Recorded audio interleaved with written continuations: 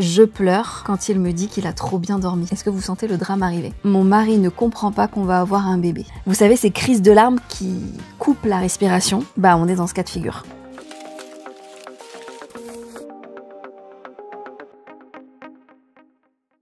Bonjour ou bonsoir et bienvenue dans ce nouvel épisode de Oui mais. On se retrouve enfin en tête-à-tête. J'espère que vous allez bien. Moi, bof, honnêtement. En ce moment, bof. Mais je suis confortablement installée dans mon fauteuil, j'ai la clim dans le studio, j'ai prévu des mouchoirs au cas où, j'ai mon carnet, plein de mes émotions les plus intimes que je vais pouvoir vous partager pour m'en décharger. Vraiment, écrire ce que l'on ressent, c'est déjà excessivement cathartique, mais le lire à voix haute, le dire, c'est encore un cran au-dessus, je pense. Alors vous aussi, installez-vous confortablement, parce que je vous propose pour ces 20-30 prochaines minutes un voyage plutôt mouvementé dans les tréfonds de mon esprit, désormais assujetti aux hormones de la grossesse. On va effectivement parler, comme le titre vous l'indique, de tout ce qui se passe dans ma tête depuis que je suis enceinte. Et ce sont des choses auxquelles je ne m'attendais pas nécessairement dans une telle intensité et qui sont assez surprenantes, voire ridicules parfois, même si je reste bienveillante envers moi-même. Alors là, vraiment, la phrase que j'ai écrite dans mon journal, elle est terrible. J'ai écrit « Je pleure quand il me dit qu'il a trop bien dormi. » Ok, contexte. En fait, dans ce carnet, j'ai listé des moments où j'ai ressenti un trop-plein émotionnel littéralement incontrôlable, un craquage mental, psychologique, qui sur le moment me paraissait insurmontable. Comme si je n'arriverais jamais à me départir de ma tristesse, de mon angoisse, de ma peur.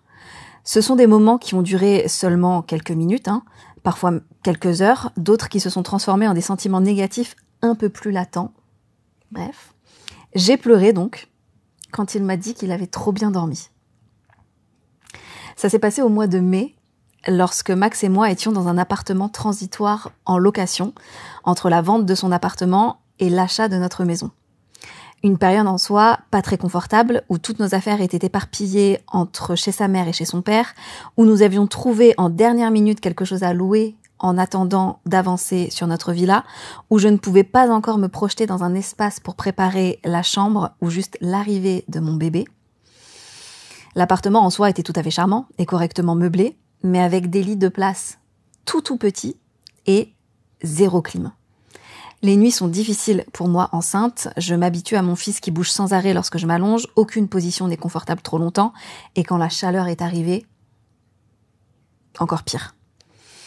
Une nuit, Max me demande si ce n'est pas mieux qu'il dorme dans l'autre chambre. Est-ce que vous sentez le drame arriver? Et sur le moment, ça tombe sous le sens. J'aurai plus de place dans le lit, j'aurai moins chaud, lui pourra exister et bouger sans être pétrifié à l'idée de me réveiller alors que je suis morte de fatigue. On fait donc chambre à part. Le lendemain matin, il me rejoint dans le lit avant de partir au travail en me demandant si j'ai pu me reposer, si j'ai mieux dormi, parce que lui, vraiment, il a mieux dormi. Il a à peine quitté l'appartement que je me mets à sangloter, mais de très très gros sanglots. C'est-à-dire que je pleure, je suffoque, je suis trempée de mes larmes en 10 secondes. Je me sens infiniment triste, infiniment seule. Je vis le fait qu'il ait aussi bien dormi sans être dans le même lit que moi comme une trahison. Il m'envoie un SMS en me disant qu'il m'aime et en me demandant si tout va bien. Et moi, je lui réponds en chialant que personne ne peut me comprendre, que moi j'ai mal dormi, que ce n'est pas normal qu'il dorme mieux sans moi qu'avec moi, et je pleure mais toutes les larmes de mon corps. Et je culpabilise en plus par-dessus ça, en me disant que mon bébé doit ressentir toute cette détresse que je n'arrive pas à calmer. Et ça finit par passer, et dans cet appartement transitoire sans clim avec 35 degrés dehors, c'est évidemment moi qui insistais finalement pour qu'il dorme dans l'autre chambre. Difficile à suivre, pour moi la première. En fait, ce qui est foncièrement déroutant pour moi, ce ne sont pas les montagnes russes émotionnelles pendant la grossesse, car c'est quelque chose d'assez connu. d'assez commun, dont la quasi-totalité des femmes enceintes font l'expérience avec les fluctuations hormonales. Donc ça, vraiment, en soi, ça ne me surprend pas.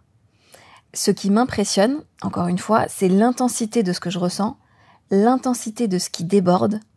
C'est c'est tellement loin de ma personnalité. Quand je me revois dans mon lit pleurer et être inconsolable parce que mon mari m'a dit qu'il avait bien dormi, c'est surréaliste quand on me connaît.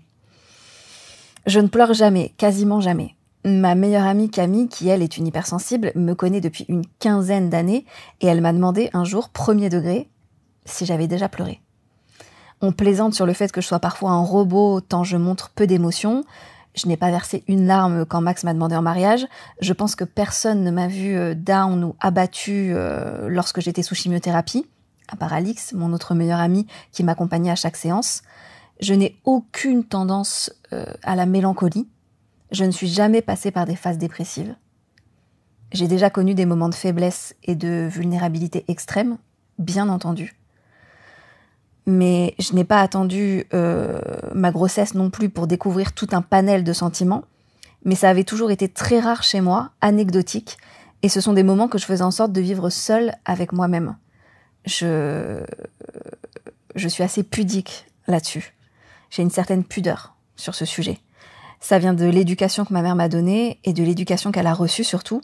Ma grand-mère vietnamienne l'a élevée, elle et ses frères et sœurs, à l'asiatique, quoi, de façon plutôt très stricte, où il n'y avait pas vraiment de place pour les grandes effusions d'émotions. Et aujourd'hui, donc, enceinte dans mon dernier trimestre, lorsque je vous enregistre cet épisode, j'ai un carnet entre les mains où j'ai écrit « Je pleure lorsqu'il me dit qu'il a trop bien dormi » et sur la ligne du dessous, très grosse crise de larmes pour le maillot de bain. Ma foi. Alors l'épisode du maillot de bain. Je devais partir en Corse au mois de mai avec une super marque de maillot de bain qui m'avait envoyé une sélection de leur dernière collection. J'ai évidemment dû annuler car placenta trop bas. Je vous renvoie vers l'épisode numéro 1 et tout le laïus sur la petite complexité de ma grossesse. Bref, je ne vais jamais en Corse, mais j'ai de beaux maillots de bain. En juin, je suis invitée à l'ouverture du 64e festival de la télévision de Monte-Carlo. C'est à 25 minutes en voiture de l'appart.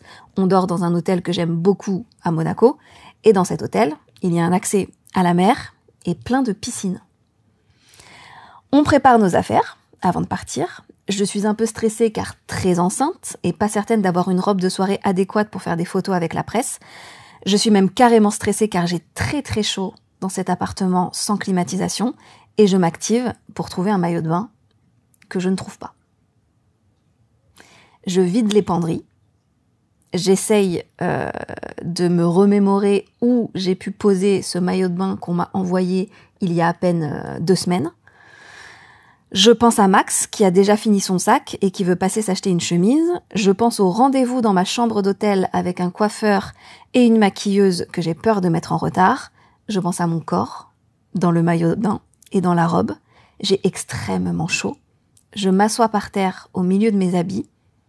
Je suffoque et je fonds en larmes. Max arrive dans la chambre, me voit dans cet état et me demande ce qu'il se passe. Je n'arrive même pas à parler tellement je pleure. Il est accroupi à ma hauteur, il me prend dans ses bras, je pleure encore plus fort. Il me dit des mots d'amour et pense que ça me ferait du bien une douche un peu fraîche. Il arrive à me lever, je n'arrive toujours pas à parler. Vous savez, ces crises de larmes qui coupent la respiration, on est dans ce cas de figure. Il me dit qu'il va trouver le maillot de bain. Il me met dans la douche. Il prend le pommeau, le règle à une température qui me fait un bien fou. Il me passe l'eau sur le corps. Il m'aide à respirer. Il me répète que tout va bien. Et il me dit « Je suis tellement fière de toi, mon amour. Tu es tellement belle. » Alors que, je vous remets dans l'image du moment, je suis sous la douche, honteuse, le visage bouffi par un chagrin que je ne peux même pas expliquer. Et là, vraiment, c'est tout l'amour qu'il a pour moi qui me porte. Je me sens comprise par mon mari, alors que je ne suis pas certaine de me comprendre moi-même. Je suis infiniment amoureuse de lui, je m'apaise, je me sens moins oppressée par la chaleur et par le stress. On finit par aller à Monaco. Nous ne sommes pas du tout en retard. Et il avait raison. Finalement, tout va bien. Je sais pas trop ce que vous en pensez de tout ça. Quand vous écoutez ces anecdotes ou ces moments de vie où j'ai fondu en larmes pour des choses qui paraissent complètement dérisoires. Si justement... merci de ne pas me juger, mais si justement vous pensez que c'est infiniment ridicule, ou si vous pouvez comprendre quelque part ces instants, si vous pouvez vous reconnaître dedans, franchement, j'ai hâte d'avoir vos retours. Ah waouh, c'est vrai. Le monde s'est écroulé quand je n'avais plus de réseau. Une nouvelle phrase dans mon carnet, un nouveau moment d'émotion raconté par votre femme enceinte préférée. Pas de national chez SFR, un lundi. Nous avions un rendez-vous pro en fin de matinée avec Max, on en sort à 12h30, plus de réseau. Ni pour mon mari, ni pour moi. On retrouve un ami pour le déjeuner qui devait nous rejoindre à l'endroit de notre rendez-vous et je suis en panique. Depuis 7h du matin, je travaille sur le lancement de cette chaîne YouTube, le lancement de la 2e saison de mon podcast, un communiqué de presse doit partir dans la journée et le début de la communication doit s'enclencher sur les réseaux. Pratique, non ? Sur le chemin, pour trouver un restaurant, Max ne semble pas du tout saisir l'urgence de la situation, ou plutôt de ma situation. Il parle d'autre chose avec notre ami, il plaisante, tout va bien dans sa vie, alors que la mienne s'effondre. J'ai vraiment ce sentiment-là. Énormément de personnes attendent mes réponses, mes validations, mes retours, et je ne peux rien faire. Je suis bloquée, je me sens mal, je culpabilise, je récupère une connexion Wi-Fi précaire là où nous mangeons, j'arrive à prévenir de la situation et à gérer le maximum en essayant de m'alimenter. Je suis agressive, désagréable lors de ce déjeuner, je suis excessivement stressée, je me sens mal. Je me sens responsable d'un échec dans le travail, alors qu'il n'y a strictement aucun échec, et alors que cette panne est un élément qui échappe totalement à mon contrôle, et je ne peux pas influer sur la résolution technique de la situation. Donc il est absolument vain, stupide même, de se mettre dans un état pareil pour quelque chose que je ne peux contrôler, encore une fois. Je le sais, tout ça. J'applique ces belles phrases à moi-même et dans ma vie d'habitude, mais là, la grossesse en décide autrement et a envie de me faire vivre cette journée comme l'une des pires. Quand je repense à ce moment, je me demande comment Max a fait pour garder son calme face à mon stress, à mon agacement, à ma façon d'agir et de réagir. Il a cette capacité à prendre du recul immédiatement sur les situations. Donc, j'imagine qu'il a dû se dire « Bon, elle est enceinte, ses réactions sont exagérées, ce sont les hormones, ça va passer. » Mais vraiment, belle perf de sa part d'être capable de le faire à l'instant T et de ne pas m'accompagner dans ma spirale. Évidemment, dans la part transitoire non éligible à la fibre, nous avions pris une box 5G de dépannage pour les quelques semaines où nous allions rester sur place, et cette box 5G était évidemment une box SFR. Donc l'option Wi-Fi à l'appart n'existait pas. On a fini à la salle de sport où j'ai davantage ponctionné leur Wi-Fi gratuit qu'utilisé leur machine. J'ai pu profiter d'1h30 de connexion. On a finalement décidé de repousser le lancement d'une semaine, car c'est ok, rien de grave, rien de dramatique. Je m'apaise et je me demande pourquoi je travaille autant dans mon 3e mois de grossesse. Pourquoi je mène autant de projets. Littéralement, mes journées, c'est du 8h, 21h, non-stop. Et encore, quand je vous dis que ma journée se termine à 21h, c'est faux. Parce que hier, par exemple, jusqu'à 23h, on était encore dans le lit, à parler de travail, à anticiper ce qu'on devait faire dans la semaine, le lendemain, etc. Je me dis que je ne me facilite pas la vie. J'ai lancé mon agence enceinte. J'ai accepté, pour moi, des gros contrats que je dois honorer enceinte. J'ai lancé ma chaîne YouTube et repris mon podcast enceinte. Je décide de m'arrêter de travailler en juillet. J'ai vraiment eu une révélation à ce moment-là. Ou du moins de gérer des dossiers importants et mails pendant 2-3 heures maximum chaque jour. J'ai envie d'être apaisée mentalement pour l'arrivée de mon bébé, enfin le plus possible quoi, davantage qu'en ce moment. Je ne sais pas exactement quand cet épisode sortira, mais nous l'enregistrons au mois de juin, fin juin, pour que vous ayez une timeline.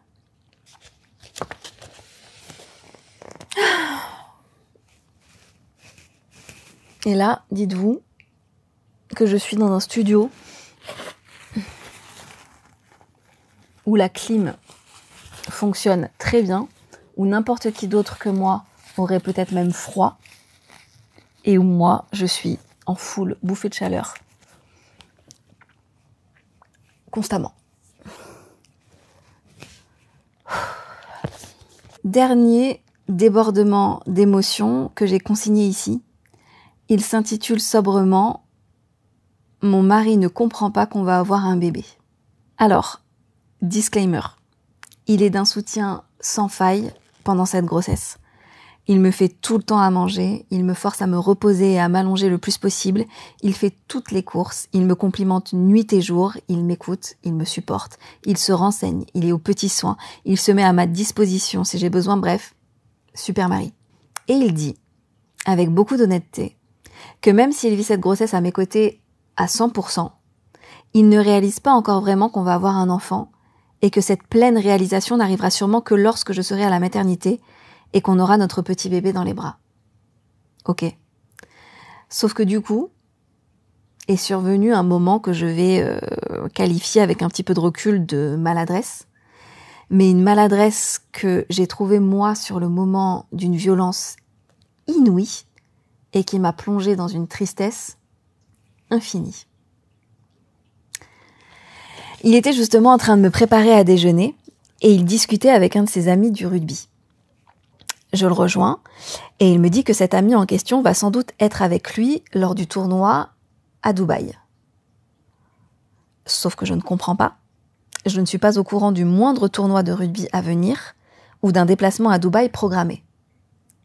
Je lui demande donc, en essayant de garder un ton neutre, de quel tournoi à Dubaï il parle. Il me répond très sereinement qu'il s'agit du tournoi de début décembre, sur une semaine, qu'il n'a pas pu faire l'année dernière car il était blessé. Il trouve ça bizarre que je ne m'en rappelle pas.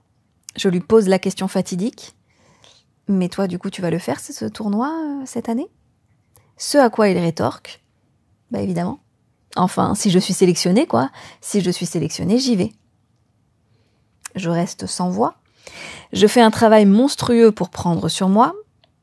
Je l'imagine en train de s'exciter sur ce déplacement dans 6 mois sur un autre continent avec ses potes, alors que début décembre, notre bébé n'aura même pas 4 mois, qu'on n'a évidemment aucune idée de comment vont se passer les premiers temps à 3, car pour l'instant notre fils est toujours dans mon ventre. Donc ça me paraît pour le moins un peu prématuré, voire totalement inconscient, de s'engager sur un déplacement de 7 jours entiers aux Émirats. Sans en discuter, sans la moindre réflexion, qu'elle soit personnelle ou commune. Je n'ai personne ici en fait, sur la Côte d'Azur.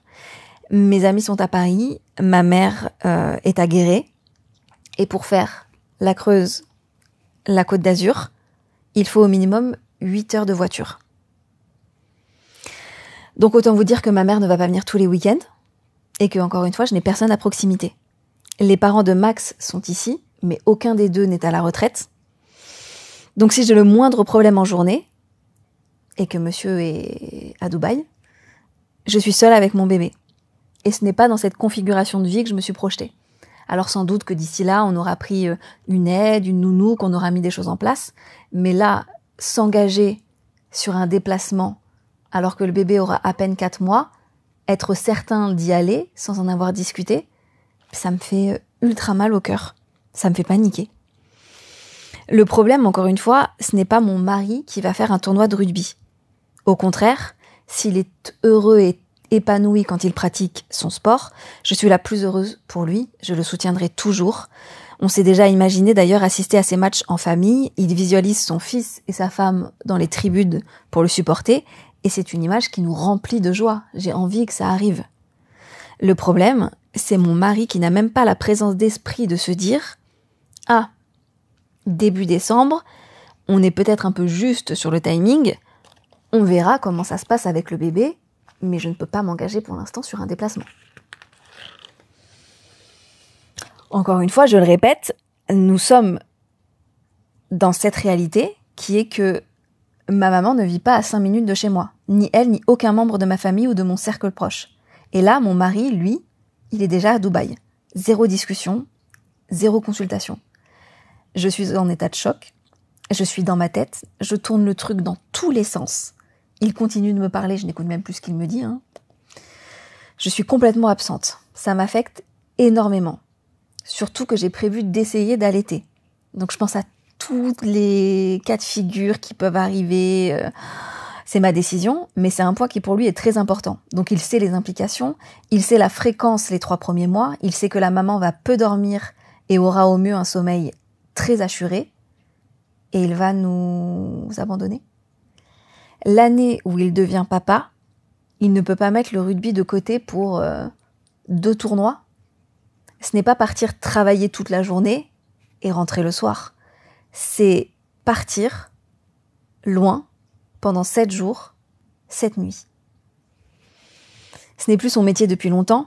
Il ne joue plus à un niveau professionnel, il s'en est éloigné par choix et il garde aujourd'hui, en revanche, un entraînement par semaine et des déplacements de temps en temps avec un club de rugby à 7.